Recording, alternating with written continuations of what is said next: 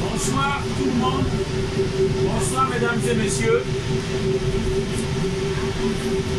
Une bonne année à tous. Je m'appelle Ngouma Donald. Je suis un réfugié africain en France. Je fais partie d'une association RASA qui milite pour la cause des Africains. Je viens ici pour vous parler de cette Afrique.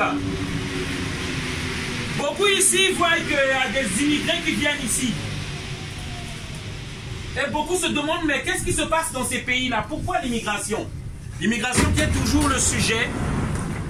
L'immigration qui est toujours le sujet, le cheval de bataille pour les élus français. Dès qu'il y a des élections, ils commencent à parler d'immigration pour se faire élire. Mais cette immigration vient d'où? Ça, on ne le dira jamais sur CNews, sur BFM TV. Cette immigration est la résultante de la politique des élus français en Afrique. L'Afrique est le continent le plus riche au monde, qui regorge tous les minerais. La preuve, tous les multinationales, la majorité des multinationales occidentales se trouvent en Afrique. Voilà.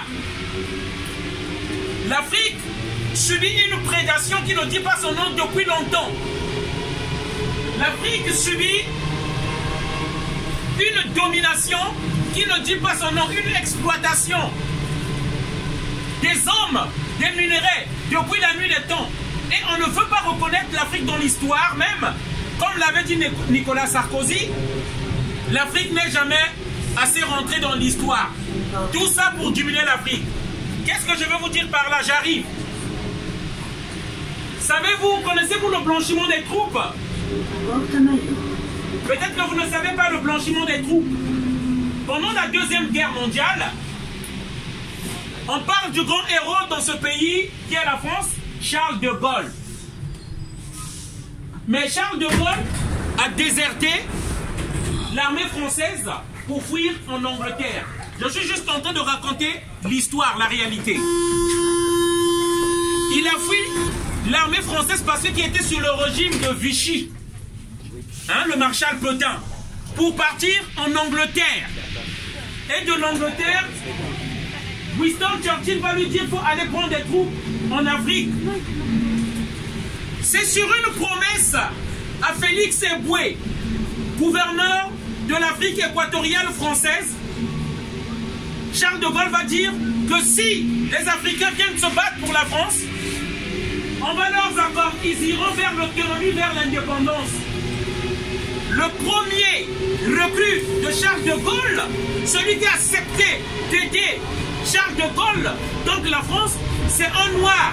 Il s'appelle Félix Éboué. Pendant que ses frères blancs avaient refusé d'accepter ce que disait Charles de Gaulle. Donc, c'est au Cameroun que la révolte, on va dire la rébellion, ou on va dire l'organisation de l'armée française va se faire. Les Camerounais vont se cotiser. La première bataille gagnée par l'armée française, c'est en Afrique, la bataille de Birakem, dans le désert de la Libye. Et les troupes françaises qui sont allées se battre, qui ont quitté l'Angleterre, il n'y avait que 2500. Ce que je dis là, c'est un témoignage d'un ancien recrue, un appelé volontaire dans l'armée. Il s'appelle Maurice River. Il dit bien que nous étions que 2500, alors que les Noirs, les Africains, ceux qu'on appelle aujourd'hui les tirailleurs, ils étaient 16 000. Et ça, c'est juste un échantillon que je prends. Parce qu'il y avait eu beaucoup de Noirs pour délivrer ce pays qui est la France.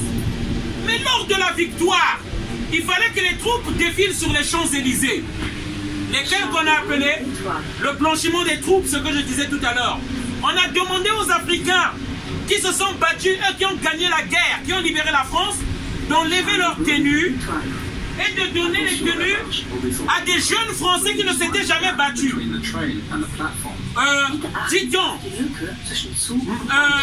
Eisenhower avait dit que pour l'histoire, pour qu'on dise que c'est les Français qui ont gagné la guerre de la France, il fallait que ce soit des troupes blancs qui puissent défiler en France. Dit-on pour l'histoire, on a blanchi, c'est ce qu'on appelle le blanchiment des troupes.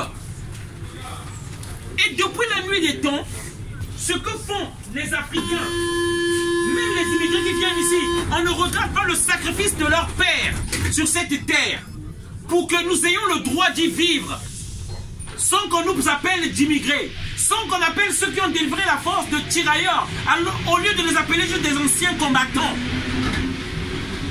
On nous traite d'immigrés, on dénigre toujours les Noirs qui viennent ici, alors que leurs arrière-parents ont payé le prix. Tout ça a un fondement. Si le citoyen français ne le sait pas, je tiens à rappeler.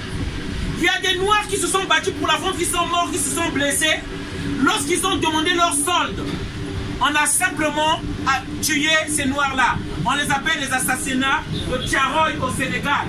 Ils ont demandé, des militaires qui ont demandé leur solde, on les avait tués. Mais tout ça a un fondement. De ces dirigeants-là qui prennent la suprématie de l'homme blanc. On appelle ça le racisme. C'est ça. Et pourquoi j'en viens au racisme? Aujourd'hui, je vais terminer par là. Il y a 15 pays africains qui utilisent une monnaie qu'on appelle le franc CFA. Le franc CFA, c'est le franc des colonies françaises d'Afrique, créé en 1945. Une monnaie créée en 1945 à l'époque coloniale pour les intérêts de l'Occident, les intérêts de la France. Cette monnaie est toujours utilisée d'actualité en France, plutôt en Afrique, par les pays africains. Emmanuel Macron, il y a une semaine, était en Côte d'Ivoire, dit-on, pour parler de cette réforme de cette monnaie. Mais notre question à nous, nous voulons dire, qu'est-ce que la France fait à s'initier dans une monnaie africaine?